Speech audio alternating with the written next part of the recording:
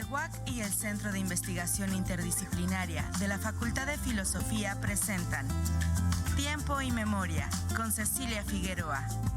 Comenzamos. Buenas tardes, bienvenidos a una emisión más de este programa. Hoy vamos a hablar de un tema bastante espinoso, pantanoso, pero para ello nos acompaña un especialista en el tópico, que es el narcotráfico y la teoría de juegos. Y para ello nos acompaña el doctor Rafael Plancarte. Él es profesor de la Facultad de Ciencias Políticas y Sociales de esta universidad. Hola, doctor, muchas gracias por estar aquí. Cecilia, gracias por la invitación. No, gracias a ti. Oye, pues comentábamos que para salirnos del comentario de la media, del analista que medio le entiende, tú como especialista, nos gustaría que nos aportaras realmente a la temática. En ese sentido, tú me hablabas de la teoría de juegos que se aplica en el narcotráfico. ¿Nos podrías decir qué es y cómo opera? Sí, por supuesto. Mira, en las ciencias sociales hay diferentes aproximaciones para entender los fenómenos sociales y políticos. Una de las perspectivas que ha tomado fuerza en los últimos años, que en realidad no es reciente, es una perspectiva que tiene ya algunos años, es la teoría de juegos, que es una teoría que a su vez corresponde a un enfoque más amplio, que es el enfoque de la elección racional. Esos enfoques tienen una historia muy cercana a la economía.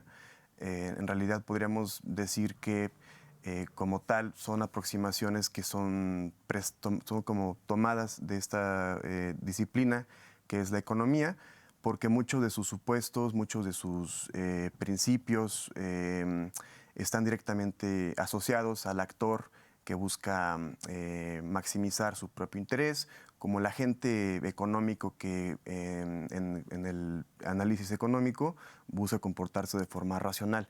Entonces, son teorías que nos pueden ser útiles para entender, por ejemplo, el tema del narcotráfico. Vamos a ver ahorita por qué. Una de las razones por las cuales yo he estado interesado en utilizar esta perspectiva es que usualmente la teoría de juegos asume que hay un conjunto de motivaciones que son más o menos universales en el comportamiento de los individuos, por ejemplo, la búsqueda de la ganancia económica o la búsqueda del poder.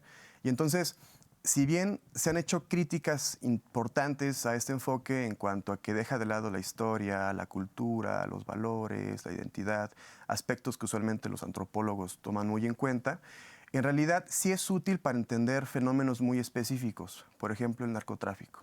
En el narcotráfico lo que encontramos son individuos, organizaciones que están guiados principalmente por la ganancia económica, que son grupos armados, pero que a diferencia de otros grupos armados, por ejemplo las guerrillas, en donde sí hay un carácter muchas veces ideológico, hay un asunto ahí programático, luchan pues por objetivos políticos, eso no lo vamos a encontrar en el narcotráfico, al menos no en el caso de México.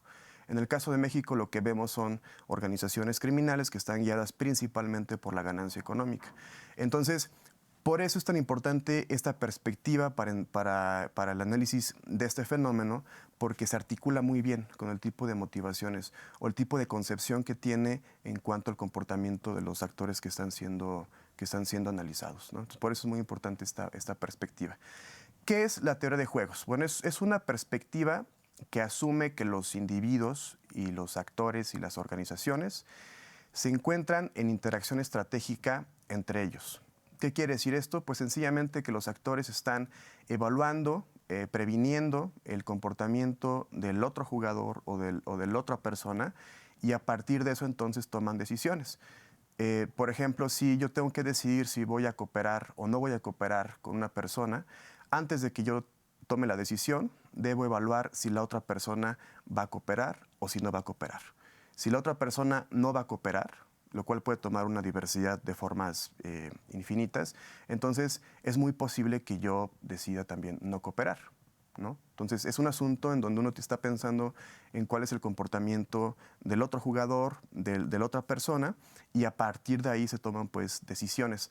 Ese es el supuesto básico en mi perspectiva sobre lo que es la teoría de juegos. Es una teoría que además se vale muchas veces de modelos, al igual que en la economía, ¿no? En la economía utilizamos modelos para entender el comportamiento de los agentes económicos, de las familias, de las empresas, del Estado.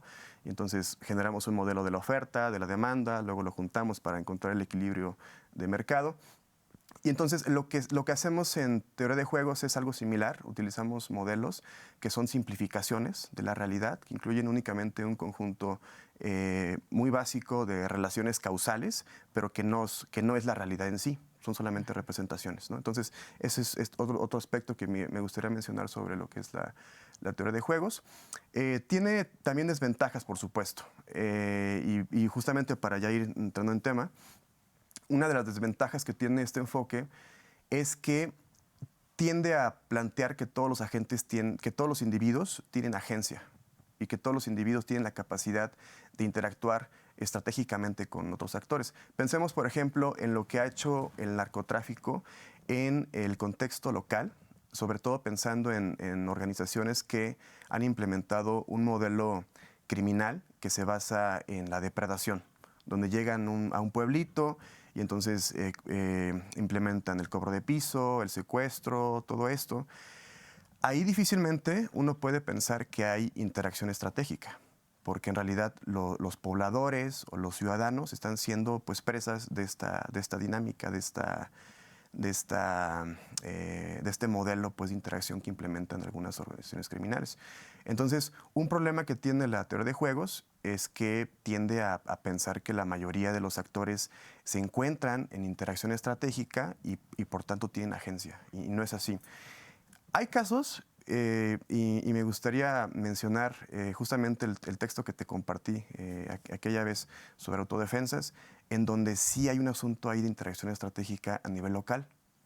¿Por qué? Porque resulta que la sociedad o los pobladores de Tierra Caliente llega un momento en que se hartan del narcotráfico, ¿no? Se hartan, se organizan y entonces hay un asunto ahí donde hay un enfrentamiento abierto, ¿no?, de la población en contra de los caballeros templarios que venían implementando un modelo criminal, insisto, basado en la depredación.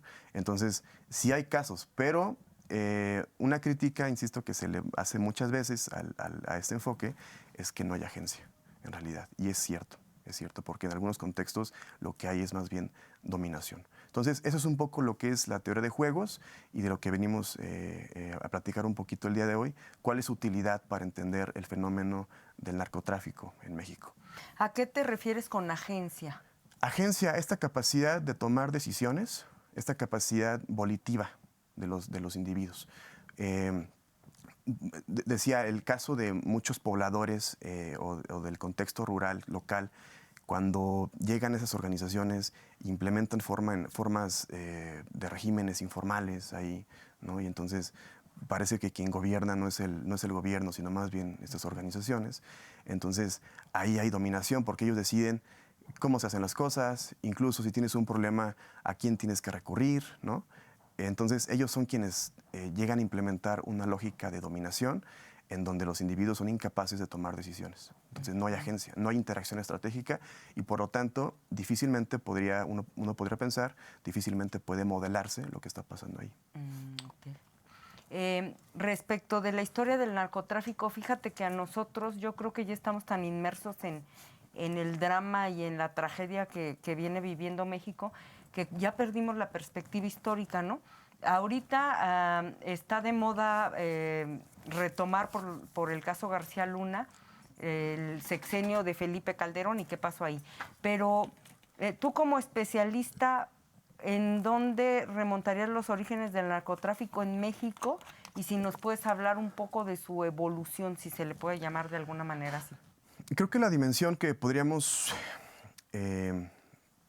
pensar en este momento es aquella que tiene que ver con cómo es que históricamente se va fortaleciendo el narcotráfico, ¿no?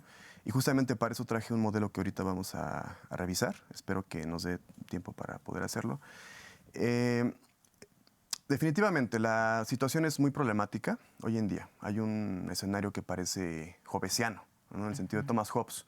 O sea, un estado de naturaleza donde la metáfora de Hobbes es que hay una guerra de todos contra todos. Entonces, hay un escenario hobbesiano en México que a veces está localizado en algunos estados. Y es una situación muy complicada, ¿no? Paradójicamente, la transición a la democracia, o entre comillas, la transición que se da en el año 2000 con el arribo de Vicente Fox, en lugar de terminar con los principales problemas de la democracia, pues pareciera que viene a agudizar algunos, ¿no? Los transitólogos, o sea, aquellos especialistas en las transiciones a la democracia, pensaban, afirmaban que cuando llegara la transición, los problemas sociales, políticos iban a desaparecer, y no fue así. Entonces, es una paradoja, ¿no? Que pareciera que conforme hay más democracia, hay más violencia.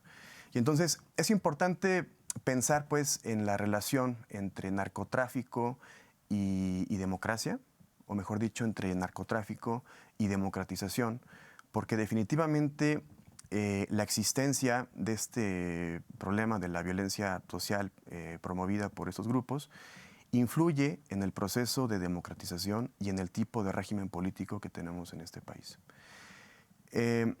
La historia del narcotráfico no puede desvincularse de la historia del sistema de partido hegemónico, es decir, de los años en los que gobernó el PRI, ¿no? Porque el sistema de partido hegemónico, que es una categoría que propuso Giovanni Sartori, pensando prácticamente en el caso de México, es una categoría que generalmente se piensa para entender cómo es que se construía este modelo vertical, corporativo, en donde eran articulados diferentes sectores, los obreros, los campesinos, los militares, ¿no? Pero lo que no se dice muchas veces es que este modelo también aplicaba para el narcotráfico, ¿no? Entonces, no podemos entender, pues, ni la fortaleza de estas organizaciones, ni la historia del narcotráfico sin hacer referencia al sistema de partido hegemónico. Insisto, es una categoría que piensa Sartori principalmente para el caso de México, en donde sí hay competencia, pero es una competencia de fachada y se diferencia de otros sistemas políticos unipartidistas como el estalinismo o el nazismo, en que no es tan ideológico y todo esto. Pero entonces, lo que hay que mencionar es que este modelo político implicaba ciertos acuerdos. Esto es lo que han dicho historiadores del narcotráfico, algunos analistas, ¿no? Lo que han afirmado es que había una forma de interactuar muy particular. ¿Cómo era esta forma de interacción entre el gobierno federal o entre el Estado y las organizaciones criminales? Pues era una en donde, a cambio de la protección del Estado a estas organizaciones tenían que pagar cuotas, tenían que pagar prebendas al Estado y además tenían que evitar desencadenar un clima de violencia, ¿no? Ese era el acuerdo que se establecía entre el Estado y los grupos criminales y los grupos vinculados al narcotráfico. Entonces, gracias a este modelo de interacción, durante años se van construyendo prácticas informales que van a desembocar en un altísimo nivel de corrupción. Si algo ha alimentado el narcotráfico en este país, es la corrupción, definitivamente. Entonces, no podemos, pues, entender el narcotráfico sin hacer referencia a la corrupción, que fue un aspecto fundamental para que pudieran fortalecerse estas organizaciones. Tengo un modelo aquí que yo pensaba compartir rápidamente para que podamos entender cuál era la decisión de los grupos criminales y las organizaciones. Voy a mencionar rápidamente los elementos del modelo. Esta es una tabla de preferencias y atrás tenemos una matriz de pagos. El gobierno tiene dos opciones. Tiene la opción de atacar, del combate, y de llegar acuerdos. Y el narcotráfico tiene también dos opciones. Tiene la opción de la insubordinación y la opción de subordinación. Entonces, esto es una tabla de preferencias. No vamos a profundizar mucho porque no hay mucho tiempo, pero sencillamente decir que esta es la forma en que están ordenadas las preferencias y que lo que muestra es que el grupo o los grupos del narcotráfico tienen una predilección hacia la insubordinación en su primera preferencia. Con más calma, digo, después si quieres me invitas y podemos hacer una segunda parte y podemos discutir esto. Este es el modelo que resulta de estas ordenaciones de preferencias. Del lado izquierdo tenemos al Estado o al gobierno federal y de este lado tenemos al narcotráfico. Hay que decir que si el narcotráfico va hacia la insubordinación, que en realidad tiene un incentivo porque asumimos que el 4 es mayor al 3, el 3 es mayor al 2 y el 2 es mayor al 1. Si va por la insubordinación, entonces el gobierno federal o el Estado, en esta situación, tiene un incentivo para cambiar de estrategia y entonces ir por el combate. Sin embargo, si nos establecemos ahora acá en 2,1, lo que sucede es que ahora el narcotráfico tiene un incentivo para cambiarse de la insubordinación a la subordinación porque pasa de un pago de 1 a un pago de 2. Entonces nos establecemos ahora en 3,2, que representa la situación en donde hay subordinación por parte del narcotráfico y hay combate por parte del gobierno federal. Sin embargo, si estamos acá, lo que veríamos como el 4 es mayor al 3 es que el Estado tiene ahora un incentivo para moverse de combate hacia el acuerdo y entonces nos establecemos de nuevo en 4,3. Para resumir lo que estoy diciendo en palabras más entendibles, lo que estoy diciendo es que la decisión del narcotráfico de moverse de la subordinación a la insubordinación, si bien constituía su primera preferencia, como dijimos en la tabla de acá, de preferencias, en realidad no lo hacían porque prevenían el comportamiento del gobierno. Entonces, si el narcotráfico decidía ir por la insubordinación, lo que iba a pasar es que el Estado iba a optar por el combate. Sin embargo, cuando pasaba esto, entonces el Estado decidía que le convenía más, de nuevo, optar por el modelo en el cual el gobierno iba por el acuerdo y el narcotráfico iba por la subordinación. Este modelo de interacción solamente era posible debido a la debilidad en la cual se encontraban estas organizaciones durante la época del sistema de partido hegemónico. A partir de los 80 se da una reconfiguración muy interesante porque Estados Unidos trata de evitar que entre la cocaína desde Florida y tiene ahora que pasar por México. Entonces, los colombianos van a utilizar esta ruta de México para hacer llegar su cocaína y los grupos y organizaciones criminales de este país se van a fortalecer mucho desde entonces. A partir de ese momento y a partir de la aprehensión de Miguel Ángel Félix Gallardo, que era el líder del cártel de Guadalajara en el 89, se rompe este modelo. Entonces, no solamente se rompe el modelo de interacción o de cooperación con el gobierno federal, sino entre las mismas organizaciones que eran parte de esta matriz, que era el cártel de Guadalajara, y comienza una lógica distinta, ¿no? Una lógica en donde ahora los grupos criminales y las organizaciones criminales van a buscar tener el control de la plaza ajena, ¿no? Van a buscar meterse en estados que eran distintos a los que usualmente controlaban. Y entonces hay un juego distinto, hay un juego diferente. Pero lo que tiene que ser remarcado es que este modelo que estoy aquí presentando, que yo desarrollé, es un modelo que nos ayuda a entender la interacción que se daba entre el gobierno federal y los grupos criminales durante la época del sistema de partido hegemónico y que era únicamente posible por la debilidad de estas organizaciones y por los intereses, por supuesto, del Estado. Conforme van pasando los años, estos grupos se van fortaleciendo y entonces ya no necesitan negociar con el Estado, ya no requieren eso y se van, por lo tanto, configurando nuevos juegos o nuevas situaciones de interacción estratégica. Que es lo que llaman metapoderes, ¿verdad? Sí, definitivamente. Ya son un poder que está por arriba del Estado Ok. Sí. Y nos queda poco tiempo, Rafael. Finalmente, ¿nos puedes explicar a qué se debe que algunos de estos grupos permanezcan y otros no solo se debiliten, sino que finalmente desaparezcan? Pueden ser cárteles o simplemente grupitos criminales. ¿A qué se debe esto? Yo creo que la mejor manera de tratar de abordar una pregunta como la que tú me planteas es comparando. Podríamos, por ejemplo, pensar en diferentes organizaciones. Algunas se han debilitado, otras han desaparecido ya, a partir de algunas condiciones o de algunas variables. Pensemos, por ejemplo, en el tipo de interacción que establecen con la sociedad. Si hay una relación que tome en cuenta la legitimidad social o si es una relación plenamente depredadora. Pensemos, por ejemplo, en la vinculación que tienen con el gobierno federal.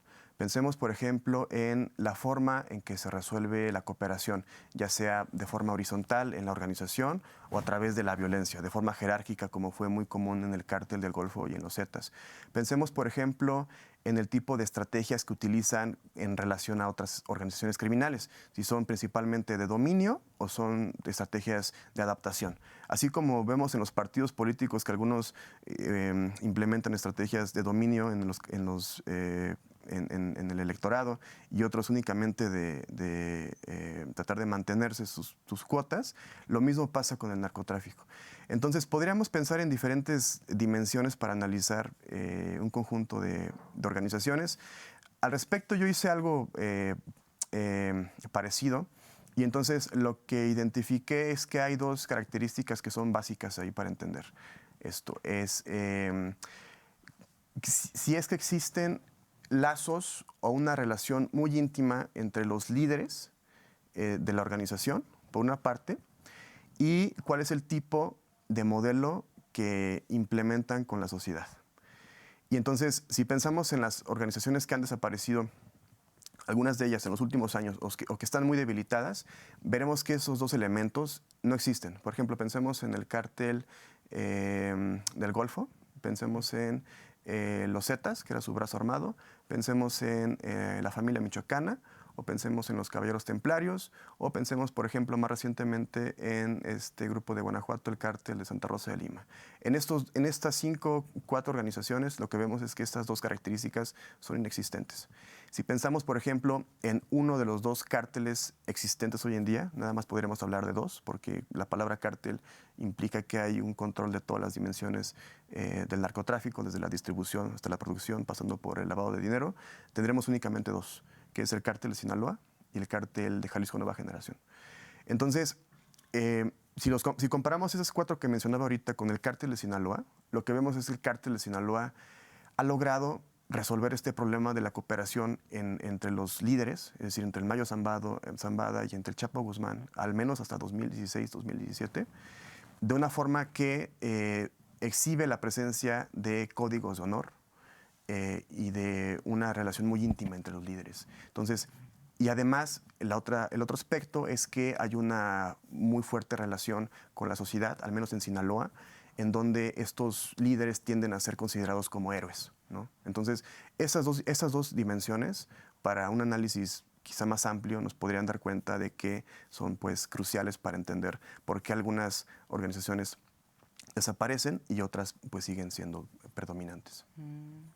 De ahí que el Mayo Zambada haya afirmado a Julio Scherer que pues para el Estado mexicano era imposible acabar con ellos porque en cada mexicano había un aliado, ¿no? Es a correcto. Eso te refieres, o sea, Sí, necesariamente tienen que contar con el apoyo de la sociedad, de la comunidad que los arropa, como haciendo una comparación un poco anacrónica, como sucedía con los bandidos del siglo XIX. O con las guerrillas. ¿No? O con las guerrillas que tienes que... Aunque no hay un carácter, insisto, político, ideológico ahí, ¿no? La principal motivación es económica por parte de estas organizaciones, aunque hay algunos experimentos ahí extraños, como el caso, por ejemplo, de la familia michoacana o los Caballeros Templarios, ¿no? Que es un aspecto ahí como pseudo religioso que va más allá de la ganancia económica, pero bueno, lo podemos dejar para otro momento. Para un segundo programa. Doctor Rafael Plancarte, muchas gracias por habernos acompañado, profesor de la Facultad de Ciencias Políticas y Sociales de la Universidad Autónoma de Querétaro. A ti, muchísimas gracias, Cecilia. Y a nuestros televidentes nos vemos en la próxima emisión. Buenas tardes. TV UAC y el Centro de Investigación Interdisciplinaria de la Facultad de Filosofía presentaron Tiempo y Memoria con Cecilia Figueroa. Gracias por acompañarnos.